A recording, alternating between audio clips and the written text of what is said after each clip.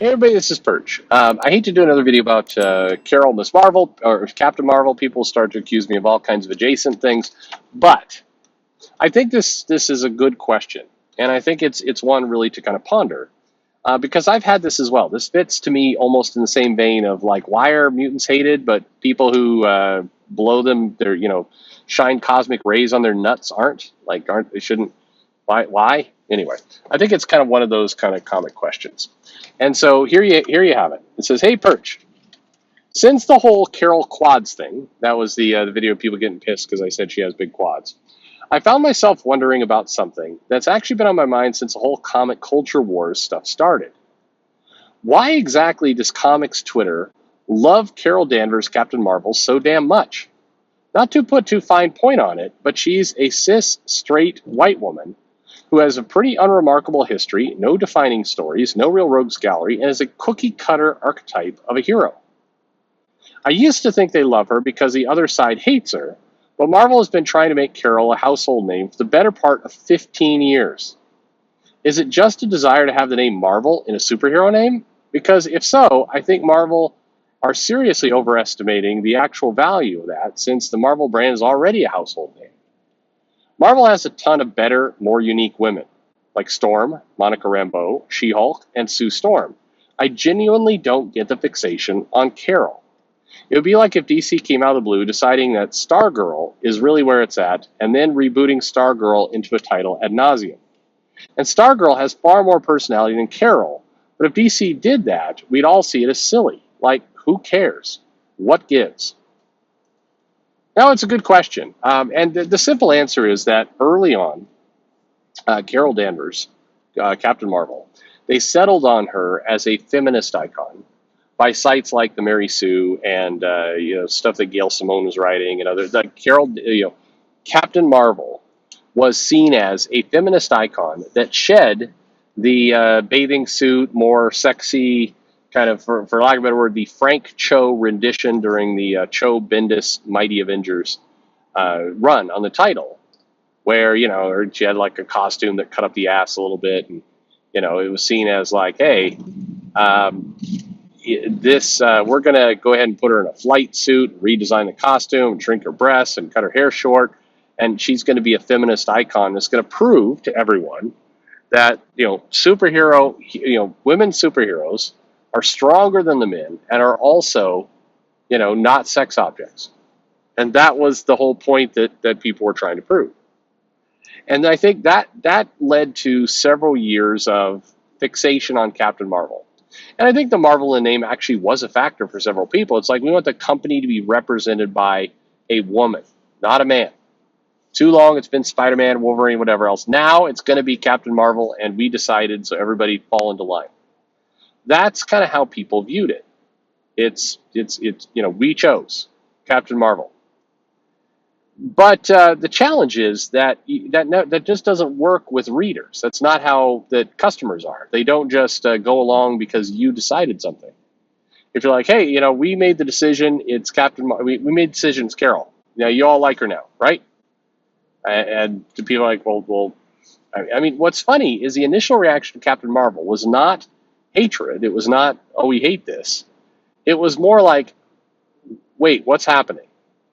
That was the reaction to when, because if you follow the plot, you had Captain Marvel as part of Bendis's Avengers, and she was a character there, and they even had kind of a brief, what seemed like a romance with Spider-Man, sort of, and then you had, but she was still running around in the swimsuit with the thong, and you had the Brian Reed comic that actually did fairly well with Captain Marvel, and then the Kelly Sue came on, they redesigned the costume, like, feminist icon now, Carol Core.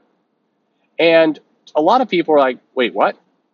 Like, and there are certainly some fans out there who were like, but I like looking at her ass when she was flying around. I would bring back the ass. Why do you have to hate the ass, Marvel? But in general, it was more bewildering for people. If you go and look at the online reaction back in the early 2010s, there wasn't this hatred for Captain Marvel. The hatred kind of grew slowly over time as people would say things like, I like the old Carol better, I don't understand, or more likely, hey, I don't think she's the most popular character. Because Marvel is going out and doing like interviews with dumb news outlets that don't know any better and saying things like, "Well, Captain Marvel's the most popular character in all of Marvel right now." Yeah, she's a woman and a feminist, and she cares about. She's a strong woman, strong feminist woman, and she's like, and she got Marvel in the name, so she's core to our, and everybody loves her. She's super popular. My God, everybody loves this character, and then places like IGN and Collider and USA Today and other like, okay, sure, yeah, she's a okay. Now, what a great story! Marvel's newest character, who's super popular and everybody loves her, is a feminist. It's a woman, yay! And so that's where it went. That was how it got there. But if you look at when the aggressive online hatred kicked in, that was more around 2014, 2015. When Marvel started to get pretty obnoxious at that point around she is the most popular. And then about 2017, when like they were publishing comics and the solicitations and the text was, now that Captain Marvel, the most powerful and popular character in all of Marvel history, but is her popularity too much for even her? That's how they were billing the comic. And yeah, if you put it out there like that, it feels like trolling. And I suspect in some cases it was. It was a combo of wishful thinking and trolling. And so then you definitely saw the online hatred rise up pretty aggressively, and then it just happened that somebody figured out you could rhyme Danvers with Manvers, and then it snowballed from there. And I think Marvel has definitely kind of continued to try and keep Captain Marvel alive because they don't want to admit that they were overblowing the popularity, but also because they do want to own the trolls. They do want to have this this attitude of like we're not going to cave to the people on the wrong side of history. So we're going to keep pushing this and pushing it and pushing it, pushing it, and that's led us to where we are here. The sad part about all this is I think Captain Marvel is, for all intents and purposes, a dead character walking. Meaning, even though you should have been able to do more with her, she had the movie out that actually did make $1 billion, and it was successful, and she was in Avengers and featured prominently there. Even though you had all that, the comic continues to solicit primarily a meh response. And even now, after all this effort, more people gravitate to Storm and to I think She-Hulk even. I think if you look at the Avengers, even though the She-Hulk they were writing the Avengers was that super roided out She-Hulk that was weird and people didn't understand. Despite all of that, that character was probably more popular on the Avengers than Captain Marvel. And I think, but they're caught kind of in the line now at this point. They've got to keep this up of like, hey, but little girls want to be Captain Marvel when they grow up. Or maybe little girls, if they want to be superheroes at all, they just want to be heroes. I don't know. A lot of kids, they don't dream about being Spider-Man or being Captain America. They dream about being heroic. They dream about having those adventures. They don't want to just actually be them. I mean, maybe they say dress up, sure. But it's weird. And I agree with you in the sense of if Marvel is doing this, for pure diversity, like Storm is right there. Monica Rambeau is absolutely right there.